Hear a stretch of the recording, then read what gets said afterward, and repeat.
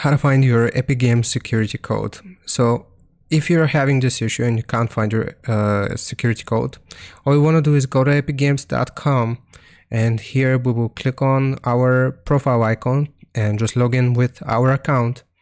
After we have logged in, we will hover over our account and click on account here. And the next thing that we need to do is go to password and security, and I'm going to explain how this works. So if we scroll down all the way, you will see two-factor authentication. So you can use the Authenticator app, you can use email authentication, and you can use SMS code authentication. So you will basically receive a message on your phone.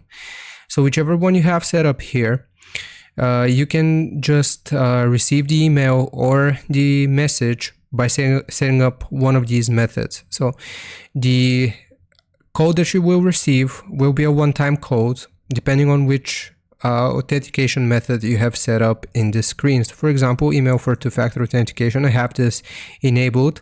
If I try to log in into my account, I will receive an email which will give me a code, and if I'm logging in from a different platform or from a different location, I will need to authenticate before I'm able to access my Epic Games account. I hope this makes sense.